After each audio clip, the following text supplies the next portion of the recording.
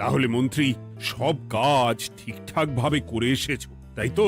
আগে মহারাজ, আমি কোন কাজটা ঠিকঠাক করে করি না আপনি বলুন। আমি শুধু আপনাকে ওই কোষাগার থেকে মোহর সরানোর কাজটাই খুব ভালোভাবে করতে দেখেছি মন্ত্রী মশাই। আর বাকি সব কাজে তো আপনি লবডঙ্কা। গোপাল, মুখ সামলে কথা বলো, হ্যাঁ? বেশি বাড়াবাড়ি করো না। কি বলতে চাইছেন মন্ত্রী মশাই? বাড়াবাড়ি করলে মারামারি হয়ে যাবে? আচ্ছা, হয়েছে হয়েছে, অনেক হয়েছে, সকলে এইবারে থামো। ঝগড়াঝাটি বন্ধ হোক, এমনিতেই খুব গরম। বলছি কি, যা গরম পড়েছে এইখানে তো থাকাটাই দায় হয়ে যাচ্ছে। উফ, আর যে পেরে উঠছি না। মনে হয় আপাতত এখান থেকে কদিনের জন্যে। মহারাজ, বাইরে রাজ্যের প্রজারা জড়ো হয়েছে, সকলে মিলে বিক্ষোভ করছে। একবার একবার শিগগির আসুন মহারাজ, নইলে সাংঘাতিক কিছু একটা ঘটে যাবে। কি হলো? আবারও কোনো সমস্যা হলো নাকি? আমাদের রাজ্যের প্রজারা তো যথেষ্ট বোঝদার, তারা তো এমনি এমনি ঝামেলা ঝঞ্ঝাট সৃষ্টি করার মানুষ নয়। গোপাল, চলো গিয়ে দেখি।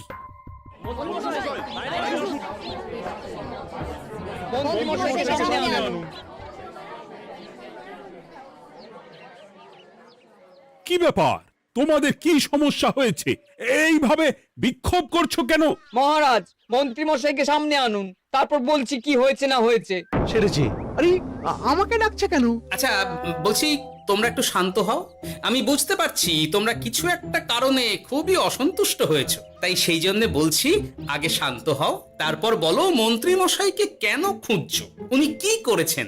গোপাল দাদা, তুমি তো জানোই রাজ্যে যা গরম পড়েছে, তার জন্য খাল বিল পুকুর নদী নালা একেবারে শুকিয়ে গেছে, চারিদিকে জলের হাহাকার। হ্যাঁ হ্যাঁ, সে তো জানি। গত সপ্তাহে এই সমস্যার কথা জানিয়ে মহারাজকে অনুরোধ করে গিয়েছিলাম যে রাজ্যের বাঁধটা যাতে খুলে দেওয়া হয়। কেন? আমি তো তোমাদের কথা রেখেছি। আমি তো দুদিন আগেই মন্ত্রীকে পর্যাপ্ত পরিমাণে মোহর দিয়ে বাঁধ খোলার কাজে পাঠিয়েছিলাম। কেন, উনি কি বাঁধ খোলেননি? সেইটা ওনাকেই জিজ্ঞাসা করুন। গত দুদিনে উনি তো বাঁধ খুলতে আসেনি, উপরন্তু আমরা ওনাকে ডাকতে গেলে উনি আমাদেরকে তাড়িয়ে দিয়েছেন। সে কি, এ তো ভারী অন্যায়। দুদিন ধরে অপেক্ষা করে আর না থাকতে পেরে আজকে আমরা এখানে এসেছি। এই অবস্থায় আমরা কি করব? যদি আমাদেরকে আমাদের রাজ্য সাহায্য না করে, তাহলে কোথায় যাব আমরা? ছি ছি ছি, আমি তো ভাবতেই পারছি না। মন্ত্রী, এই মন্ত্রী! মহারাজ, মন্ত্রী মশাইয়ের ব্যাপারটা পরে দেখে নিচ্ছি, আগে এদেরকে শান্ত করেই চলুন। মনে রাখবেন, প্রজারা একবার বিপক্ষে চলে গেলে কিন্তু খুব মুশকিল হয়ে যাবে। শোনো সকলে, তোমরা আজকের দিনটা একটু কষ্ট করো। আমি কথা দিচ্ছি, কাল সকাল হলেই বাঁধ খোলার ব্যবস্থা করব, ঠিক আছে? ঠিক কথা বলেছো তো গোপাল দাদা। দাদা বলে যখন ডাকো, তখন দেখো এই দাদা তার ভাইদের কিছুতেই নিরাশ করবে না। শুধু আজকের দিনটা একটু চেয়ে নিচ্ছি, ব্যাস। ঠিক আছে, আজকে আমরা চলে যাচ্ছি, কিন্তু কালকে কিছু না হলেই। কোনো কিন্তুরই জায়গায় নেই পুঁটির বাবা। আর তোমরা রাগ করো না। চিন্তা করো না, সকাল হলেই সাঙ্গ পাঙ্গ নিয়ে আমি বাঁধ খোলার কাজে নেমে যাব।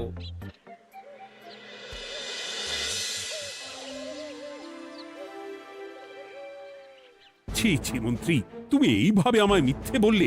ভাবতেই পারছি না কি দরকার ছিল আমায় মিথ্যে আশ্বাস দিয়ে প্রজাদের সামনে নাক কান কাটার। মুখে কুলুপ কেন? উত্তর দাও। না মানে, আমার শরীরটা ঠিক ভালো ছিল না, তাই বাড়ি থেকে বেরোতে পারিনি। বলছি কি, শরীর খারাপ থাকলে রাজসভায় খবর দিতে পারতেন, আমরা কেউ দায়িত্বটা পালন করতাম, কি আছে? সমস্ত মোহরগুলো ত্যাগস্থ করে ঘাপটি মারলেন ঘরে। ছি ছি, জানাই আপনাকে ধিক্কার। সকলে মিলে করো প্রতিবাদের চিৎকার। মন্ত্রী মশাই, ছি ছি ছি ছি ছি ছি। মহারাজ, আপনি এক্ষুনি মন্ত্রী মশাইকে কদিনের জন্য সভা থেকে বহিষ্কৃত করুন। সে তো করবই, তবে তার আগে আমি চাই কালকে যখন বাঁধ খুলতে তোমরা নামবে, তখন সেই কাজে কোনো লোক নিয়োগ না করে মন্ত্রীকেই বাঁধ খুলতে নামাবে। মহারাজ, এ কেমন বিচার আপনার? আমি না রাজ্যের মন্ত্রী। মন্ত্রী না ষড়যন্ত্রী। মন্ত্রী মশাই, তাহলে কালকের জন্য প্রস্তুত থাকুন। মহারাজের বাঁধ খোলার জন্য সকল মোহর তো আগেই আত্মসাৎ করেছেন, এবার শুধু কাজে নেমে পড়বেন, কেমন?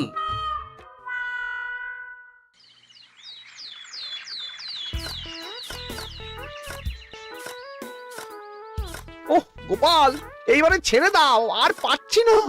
এত সহজে হাল ছাড়লে হবে বলুন? এই কে আছো? ওই শাবল কোদালগুলো দাও, আমি এদিকটায় খুঁচিয়ে দিই। এই সভাকবি, বিজ্ঞানী, এসো এসো এসো, হাত লাগাও। সবে মিলে করি কাজ, বাঁধ খোলা হবে আজ। বাঁধ খোলা হবে আজ, মন দিয়ে করো কাজ। একদম, হাত লাগাও, জোর লাগাও। গোপাল দাদা, সভাকবি, বিজ্ঞানী দাদা আর আর বাকি দাদা ভাইরা আসুন আসুন, সকলে একটু শরবত খান। আমাকেও একটু শরবত দাও। মোহরগুলো খেয়েও তৃষ্ণা মেটেনি বুঝি? হুম হুম। বাঁধ এক্ষুনি খুলবে, প্রজাদের সব জ্বালা জুড়োবে। বাঁধ খুলে গেছে। আমাকে বাঁচাও, আমাকে বাঁচাও।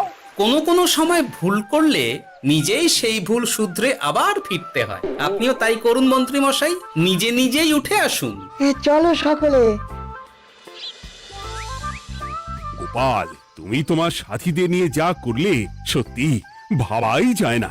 মহারাজ, নিজেদের রাজ্যের সমস্যায় নিজেরাই কোমর বেঁধে নেমে সমস্যার সমাধান করেছি, পরিস্থিতি মোকাবিলা করেছি। এর জন্যে আপনি এমন করে বলবেন না। ওহ, তোমরা না থাকলে যে কি হতো। মহারাজ, আমরা আছি তো, এত ভাববেন না আপনি। আপনি বরং আমাদের সকলের জন্য কিছু খাবারের ব্যবস্থা করুন, খুব খিদে পেয়ে গেছে। হ্যাঁ, নিশ্চয়ই নিশ্চয়ই। তোমরা সকলে ভিতরে এসো, হাত পা ধুয়ে নাও। ততক্ষণে আমি রানীকে আহারের ব্যবস্থা করতে বলছি।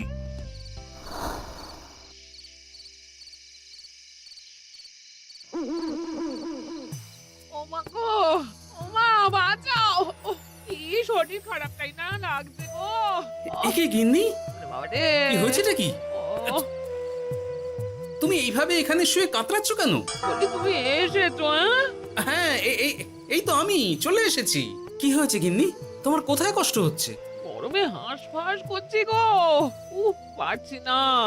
রান্না করতে গিয়ে খুব বাজে অবস্থা হয়ে গেছে গো, এই থেকে এইখানে পড়ে পড়ে গড়াচ্ছি। ওহ, ঠিক আছে, আজ আর রান্না করতে হবে না গিন্নি, আমি রাজবাড়ি থেকে খেয়ে এসেছি। বাহ, নিজে খেয়ে এসেছো বলে আর রান্না করতে হবে না বলে দিলে? এদিকে রাত্রে আমি খাবো কি সে খেয়াল আছে? হ্যাঁ হ্যাঁ, খেয়াল আছে, খেয়াল আছে। যাও, আমার জন্য রান্না চাপাও আর একটু জল দাও। দেখো, এত গরম পড়ে কৃষ্ণনগরের অবস্থা শোচনীয় হয়ে গেছে। বয়স্ক লোকেরা কোনো কাজই করতে পারছে না। সত্যি তো, এই গরমে রান্না করাটা খুবই কঠিন গিন্নি। কি বললে? আমি বয়স্ক লোক? আমার বয়স হয়ে গেছে, তাহলে নিজে কি? না না গিন্নি, আমি তোমায় কিছু বলিনি। আমি গোটা কৃষ্ণনগরের সাধারণ বয়স্কাদের উদ্দেশ্যেই কথাটা বললাম। তোমার তো বয়স হয়েছে বলে মনেই হয় না গিন্নি। ও তাই বলো?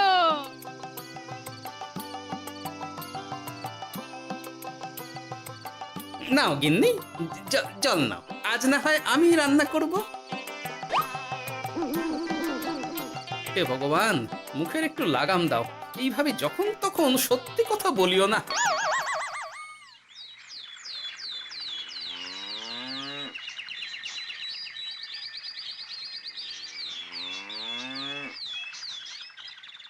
গোপাল দাদা, ও গোপাল দাদা, একবারটি বাইরে এসো, মহারাজ জরুরি তলব করেছেন।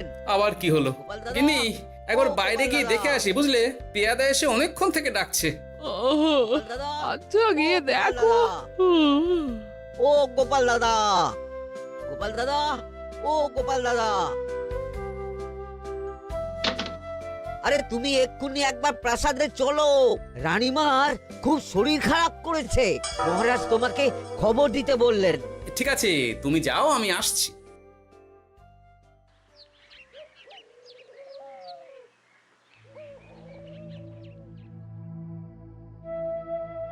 গোপাল, কি হবে বলো তো? রানী তো দুমদাম করে ব্যারামে পড়ে না। মহারাজ, ভয় পাবেন না, আমরা আছি তো। বৈদ্যকে পরীক্ষা করতে দিন, দেখি সে কি বলে। মহারাজ, অতিরিক্ত গরমের জন্য শরীরটা খারাপ হয়েছে। আসলে উনি এই তীব্র দাবদাহ নিতে পারেননি। তবে চিন্তা করবেন না মহারাজ, আমি বাড়ি গিয়ে এক ধরনের বিশেষ পথ্য পাঠিয়ে দিচ্ছি। রানীমা খেলেই সুস্থ হয়ে উঠবেন। মহারাজ নিজের কানেই তো শুনলেন, রানীমার তেমন গুরুতর কিছু হয়নি, চিন্তা করবেন না। বৈদ্যর ওষুধে উনি সেরে উঠবেন। যাওয়ার আগে একটা কথা বলে যাই, গরমের এই দাবদাহ কিন্তু আরো ভয়ঙ্কর হবে, তাই সকলে খুব সাবধানে থাকবেন। শরীর যাতে ঠান্ডা থাকে এমন হালকা পাতলা খাবার খাবেন। আসি, রাজসভায় দেখা হবে। মহারাজ, বৈদ্যমশাই কিন্তু এটা ঠিক বলেছেন, গরম আরো বাড়বে, তাই দুজনেই খুব সাবধানে থাকবেন, কেমন? গতকাল তো আমার গিন্নিও গরমের চোটে কুপকাত হয়ে গেছিল, শেষমেশ আমাকেই বাড়ি গিয়ে রান্না করতে হলো আর কি। ও বাবা, তাই নাকি? তাহলে তো খুবই চিন্তার ব্যাপার। আচ্ছা মহারাজ, আমি তাহলে এখন আসি, আবার রাজসভায় দেখা হবে। এই গরমে আর এখানে থাকতে পারছি না, বলছি কদিনের জন্য না একটু অন্য কোথাও গেলে হয় না গো? গিন্নি, এই গরমে ঘরেই থাকো, অন্য কোথাও যাওয়ার মোটে নাম করো না। বাইরে বেরোতে গিয়ে যদি কোনোভাবে গরম হাওয়া শরীরে লেগে যায় তাহলে বিপত্তির আর শেষ থাকবে না গিন্নি। কিন্তু এখানেও তো যা গরম পড়েছে, পচে গলে মরে যাই আর কি। উফ গিন্নি, দয়া করে এইসব বাজে কথা বলা বন্ধ করো তো, আমার আয়ুর থেকেও তোমার আয়ু দীর্ঘ হোক। বাহ, তুমি এসব কথা কোথা থেকে শিখলে গো? হুম? এই তো তোমার থেকে আর কি। গোপাল, গোপাল, রাজ্যের অবস্থা খুবই বেহাল। এই সবই আমাদের পোড়া কপাল। আরে সভাকবি, কি হয়েছে? তোমাকে দেখে তো মনে হচ্ছে তুমি কিছু... বিজ্ঞানী মহারাজ দুজনেই অজ্ঞান, ঘটি ঘটি জল ঢেলেও ফেরাতে পারেনি তাদের জ্ঞান। কি বলছো কি? তা তুমি এই ব্যাপারটা জানলে কি করে? গিয়েছিলাম একটু আগে বিজ্ঞানীর বাড়ি, গিয়ে দেখি লোকজনের ভিড় সারি সারি। সে কি? শুনলাম মহারাজ তাকে কিছু বলতে এসেছিলেন, তারপরে দুজনে বাইরে বেরিয়ে আসতেই অজ্ঞান হয়ে গেলেন। মহারাজ বিজ্ঞানীর বাড়ি গিয়েছিলেন, তাও আবার রানীমাকে ছেড়ে? রাজবৈদ্য কত করে বললেন এই সময় যখন তখন ঘরের বাইরে বেরোবেন না, কে শোনে কার কথা?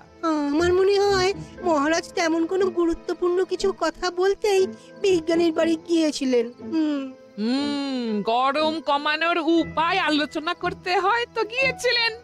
আমাদের মহারাজ তো নিজের চোখেই দেখেছেন এই তীব্র গরমের চোটে রাজ্যের কি অবস্থা, কি অবস্থা। ঠিক বলেছো গিন্নি, আমার এই কথাটা তো মাথাতেই আসেনি। ধন্যবাদ গিন্নি, অসংখ্য ধন্যবাদ তোমায়। আমায় পরে ধন্যবাদ জানিও। হ্যাঁ, এখন আর দেরি না করে বৈদ্য মশাইকে সঙ্গে নিয়ে বিজ্ঞানী মশাইয়ের বাড়ি যাও। হ্যাঁ,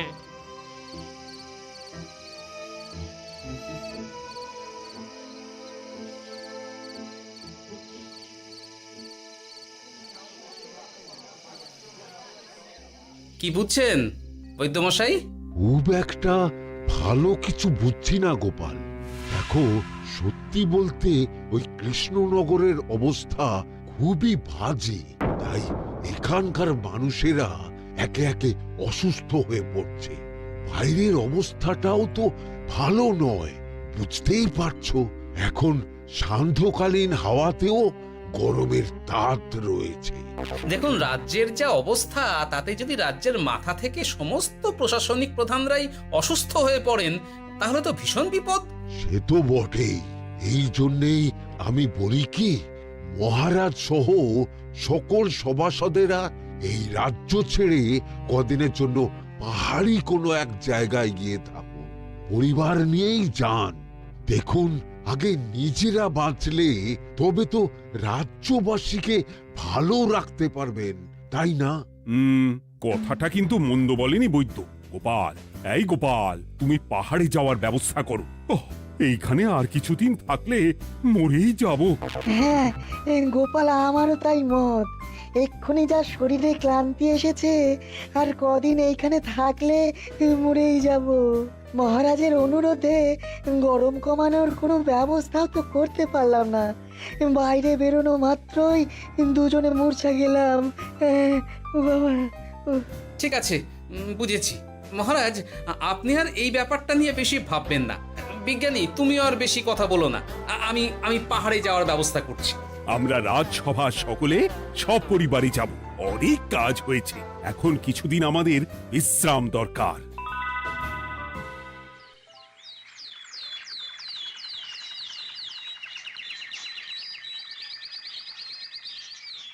এ কি গোপাল, মন্ত্রীকেও তুমি আমাদের সঙ্গে নিয়ে যাচ্ছ? আহ, তুমি কি সব ভুলে গেছো? মহারাজ, আপনি খামোখা উত্তেজিত হবেন না। আপনার শরীরটা কিন্তু ভালো নেই। আর মহারাজ, আপনার রাজ্যে বাস করে আপনার থেকেই শিখেছি বিপদের দিনে পরম শত্রুকেও দূরে ঠেলতে নেই। গোপাল এটা ঠিক কথাই বলেছে। যতই হোক, উনি তো আমাদের মন্ত্রী, তাই এই বিপদের দিনে ওনাকে ফেলে যায় কি করে বলুন তো? সত্যি গোপাল, তোমার তুলনা নেই। ঠং, সবই নাম কেনার চেষ্টা। গোপাল, চলো এইবারে রওনা দিই। বলছি, খাবার দাবার আর জলের কলসিগুলো উঠেছো তো? হ্যাঁ, খাবারের পাত্রগুলো আপনার জিম্মায় থাকবে, আর জলের কলসিগুলো আমি সামলাবো।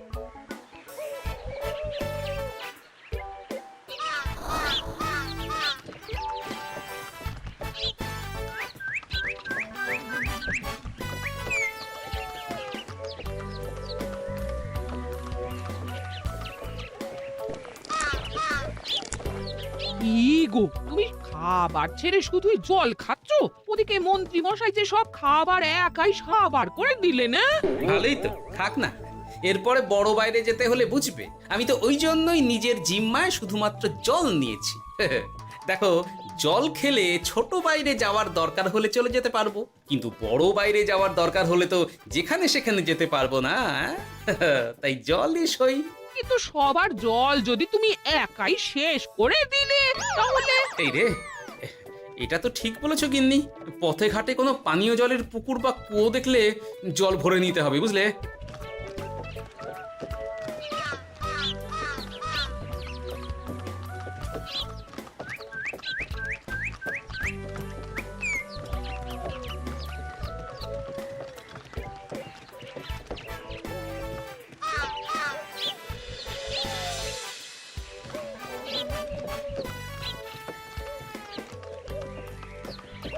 সকলে আসুন, দেখুন দেখুন, মহারাজ আবার মূর্ছা গিয়েছেন। আসুন। সে কি, কৃষ্ণনগর পেরিয়ে এসেছি, এখন এই অচেনা অজানা জায়গায় এসে মূর্ছা গেলেন? গিন্নি, চলো তো শিগগির গিয়ে দেখি।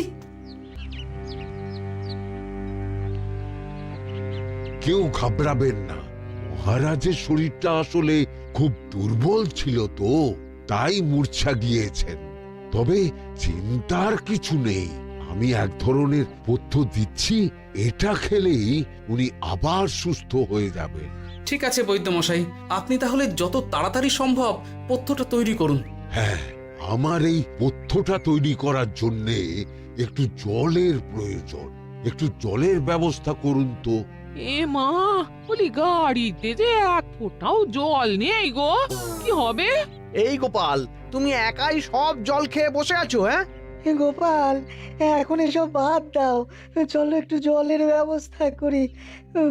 হ্যাঁ, খানাখন্দ, খাল, বিল, নদী, সমুদ্র, যেখান থেকে পারো জল নিয়ে এসো। জল ছাড়া এই পথ্য বানানো অসম্ভব। গোপাল, এ কি করা যায় বলো? দাঁড়াও, আমি একটু ছোট বাইরে থেকে ঘুরে আসছি। হ্যাঁ, খুব জোরে বেগ আসছে, ত্যাগ না করতে পারলে বুদ্ধি খুলবে না।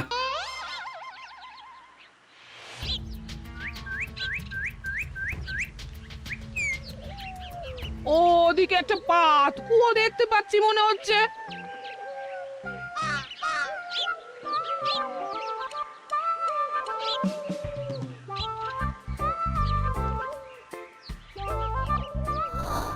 জল কোথা থেকে পাবো? তবে কি জলের অভাবে আজকে মহারাজ সুস্থ হতে পারবেন না? রানীমা, ব্যাকুল হবেন না, আমি আছি তো। আমি থাকতে কিচ্ছু অঘটন ঘটবে না। সকলে শুনুন, বিশেষত মহিলাদের বলছি, আপনারা সকলে নিজেদের কাছে যত শাড়ি আছে সেই প্রত্যেকটা শাড়ি আমাকে দিন। আমি শাড়ি জুড়ে জুড়ে লম্বা রশ্মি বানাবো, তারপর সেই রশ্মিতে বালতি ঝুলিয়ে জল তুলব। দয়া করে কেউ দেরি করবেন না।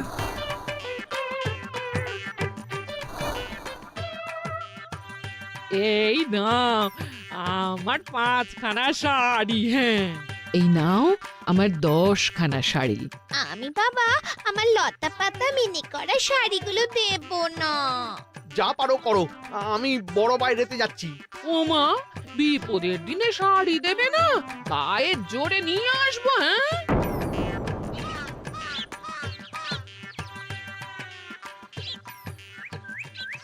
এ বাবা, এখনো কিছুটা কাপড় লাগবে তো। যা গভীর পাতকুয়া, সবার সব শাড়ি তো কাজে লাগিয়ে দিয়েছি, এখন কি হবে? আরে ওই তো কার একটা ঝোপের কাছে ধুতি পড়ে রয়েছে, যাই ওইটাই নিয়ে নি। এই গোপাল গোপাল, আরে করো কি ওটা তো আমার ধুতি। আরে আরে আমি এই ঝোপে বড় বাইরের জন্য এসেছি। আরে মন্ত্রী মশাই, বড় বাইরে করার সময় অযথা অন্যদিকে মন দেবেন না, তাহলে পেট সাফা হবে না।